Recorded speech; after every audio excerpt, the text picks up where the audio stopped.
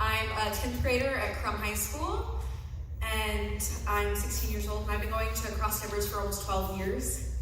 So I'm going to be giving you guys your message today. Okay, so how many of you in here have ever been a part of a sports team or like a choir, a band, anything that's bigger than you? Okay, so most of us. I'm a member of, I'm in a lot of things, but my biggest thing is theater. And so, yeah, that's pretty great. So those of you who aren't in theater or who don't know things about that, theater is, a lot of people focus on the members that you see on stage.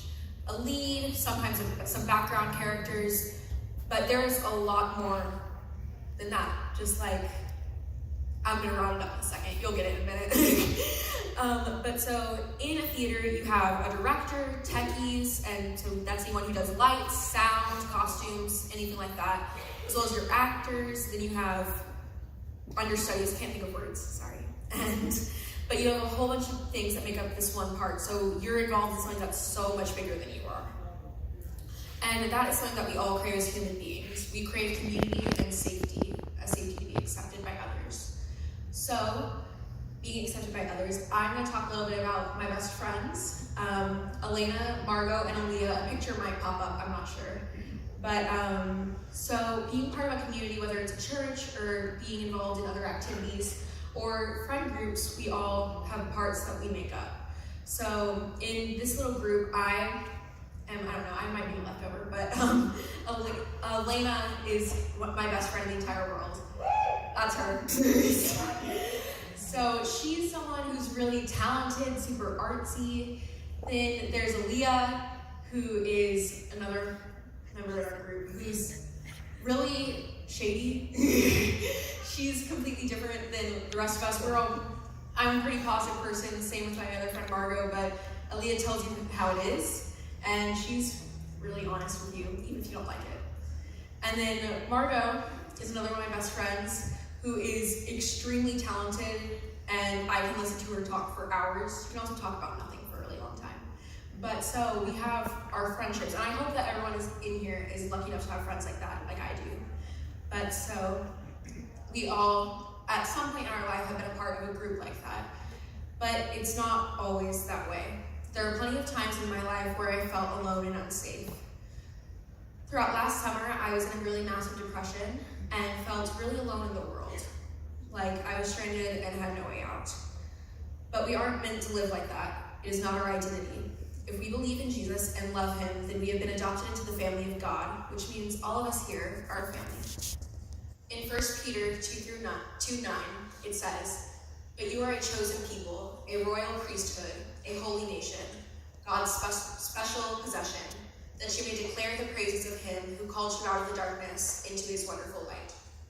A royal priesthood means that we are meant to show people the goodness of God. That's what the priests did in the Old Testament. We are the new priesthood, loved and forgiven by Jesus to show others how good he is. As a spiritual families, all of us here, there are a few things that we should practice, like a set of guidelines or rules. The first one is that we are called to love and accept everyone. If we are a family, we have to love each other. There are times when we don't want to love our family. I don't know how many of you have siblings, but I have an older sister who's here. Her name is Kate, and she tormented me so much when I was a child. So much. She would lock me out of our house. She would make me believe these crazy stories just so that she could get me to do things that she didn't want me to do, because I wanted to be her best friend. I'm the younger sibling like that, because I'm like perfect, you know. Just kidding. But so obviously Kate and I have moved past our differences and forgiven each other because we're a family, and that's what all of us have to do. The same is true with all of us. There are Christians that bother me, that I don't get along with, and I know that sounds rude, but it's true. But we aren't supposed to be known by our bitterness, but by our love. The scripture says, "By this everyone will know that you are my disciples, if you love one another, John 13:35. This is a tough truth, because I'm not sure that Christians are really known for their love. In fact, I would say we are known more by what we are against than what we are for, which is sad and is a hard pill to swallow. So a lot of us are very guilty of this, not only as teenagers, but just as people, of being Christian and loving God and coming here, but at the same time judging the people around us. And whether it's because they're different than us or because your friends don't like them, but I realized a lot throughout about the past year or so that the people that I think that I don't like, the people that I think I can't stand, that when I'm forced to do a Kim project with them, they're really great people. And so I wonder what would happen in our schools if we started relating to the people around us instead of judging them. We need to love everyone around us, even the people that are different than ourselves. We have to love each other because we all have a role to play. So that brings us to our second guideline of we all have something to do. Part of our purpose at Cross Timbers and as Christians is something to do. This means everyone has a part to play in helping others know Jesus. We all have unique gifts and talents that are supposed to work together to reach the world. We read about this in 1 Corinthians 12:12. Just as a body, though one, has many parts, but all its many parts form one body, so it is with Christ. That can be a little bit confusing, sound pretty biblical, but this passage is talking about how we all have a function in God's plan. I like to call this a Christian machine. So we all have different functions that we have to do to create God's vision. So some of us are called to write and bring people to Christ that way, and other people are called to sing, like our incredible worship team. But there are countless gifts that each and every one of us have to serve others and lead them to Christ. Scripture says, even so the body is not made up of one part, but of many. Now if the foot should say, but I am not a hand, I do not belong to the body, it would not for that reason stop being part of the body. I've had a hard time determining what my gifts are for serving God. I struggled with this a lot right before I started my freshman year. My best friend at the time was being called to ministry. She was called to speak and preach and bring people to the Lord. And I panicked. I thought, I don't know what I'm supposed to be doing. God's not telling me the same thing that he's telling her. So I sing, but I'm not good enough to be on the worship team. I act, but how does that get people to know God? I don't know what I'm supposed to do. What does God want me to do? I want to make a difference. I later realized that I'm not the same as the other people around me. I have different gifts. I have a different way to bring others to Christ.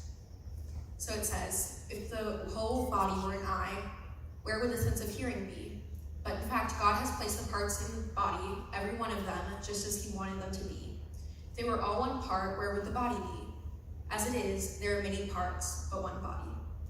We all represent the different parts of the body of Christ, which means we all have different functions. We all have unique ways of showing people God's love. Whatever your gifts are, we are all called to step up and serve. Sometimes we let other people take the lead because we forget that we all have something to offer. A lot of the leaders here have the gift of giving genuine, helpful prayers. I remember at summer camp last year, I was sobbing my eyes out of giving everything to the Lord in the middle of worship. And my dear friend and circle leader at the time, Ashley Kephart, gave me one of the most genuine and needed prayers of my life. So she used her gift of that to help me, and we get to use our different gifts to help others. That's our corporate identity as Christians and as part of our spiritual family. I want you to think about what is holding you back from stepping fully into a spiritual family.